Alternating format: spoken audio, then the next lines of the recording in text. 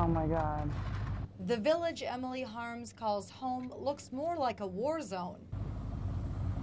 This is Americans' war, or at least it's Pilger's. Harms is one of the lucky ones. Even with a torn garage and boarded up windows, her home is still there, while dozens more are gone. Tuesday, Harms gets to move back in, but that isn't the case for her next-door neighbors or her grandmother. My grandpa used to own a big brick building here, and my grandpa's garage used to sit right here, and we were in the basement of that house. What's left of that home will be broken up, put in a truck, and hauled off. Shattered landmarks that used to help Harms find her way around the town now cover the ground. Grew up in this town pretty much for the last 30 years. I was born and raised in this town, and I still cannot, till this day, cannot tell you street names. But she can tell you the message she wants everyone to see about her hometown. She's even spray painted it on her storm-damaged car. Pilger will get through this. Because when it goes down the highway after State Farm takes it, I want everybody to know where it came from. Have an iPad or iPhone? You might be a sitting duck. The latest breach has hackers taking your information and using it to hold your data for ransom. Photos to arranging my schedule, to keeping my wife in touch with my schedule, from paying bills to online shopping. I mean, it does almost everything. But a new breach could take all of that data away in just seconds. After they find a hit, then they attempt to lock you out of your iPhone and demand a ransom to get back in. The Find My iPhone scam has hackers using your own Apple ID and password to lock you out of your iPhone or iPad. When one of these sites falls or gets compromised, these hackers out there will use those same username and passwords on other sites, making those who use the same combinations the most at risk. Fortunately, there are steps you can take to protect yourself. The key step? Setting a passcode on your device. We're going to start at the home screen, and we're just going to hit the settings button here. We're going to select the passcode feature, and we're going to select turn passcode on. Then you choose a 4-digit passcode and enter it twice. Next, Embry suggests changing your Apple ID password. Changing your Apple ID and setting a passcode on your phone, if you don't already have one, will completely protect you against this. But it doesn't mean you won't get hit with something else. This particular one's impacting Apple products, but there's no reason why it couldn't also spread to other products. So Embry says, as a general rule, choose a strong password and never use the same one on multiple sites.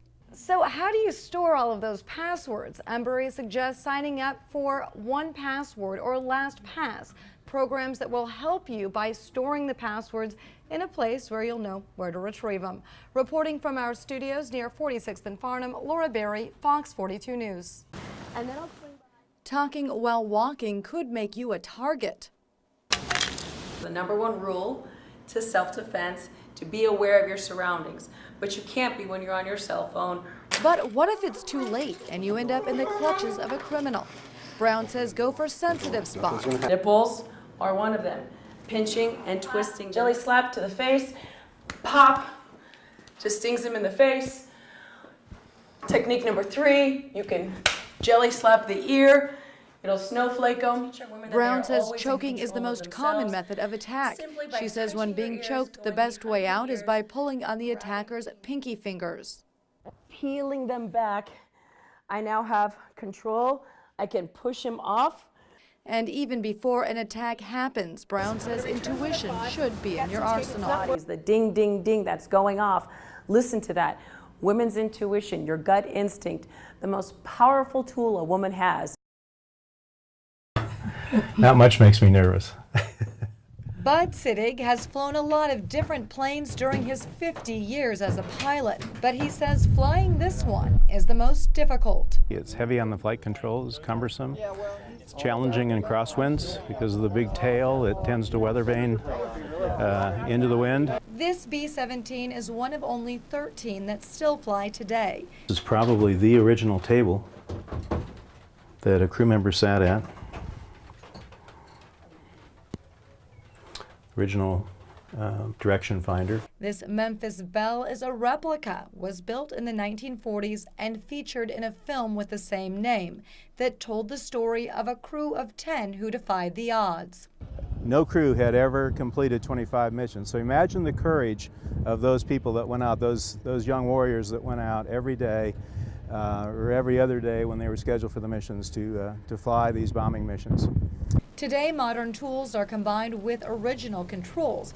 Some parts of this plane are now obsolete, but Siddig says by keeping the plane in the air, he hopes to keep the memory of the Memphis Belle and its missions alive. It's an extension of the memory and the history of the airplane and the men that flew him, the extraordinary courage that it took to go out on these bombing missions day in and day out.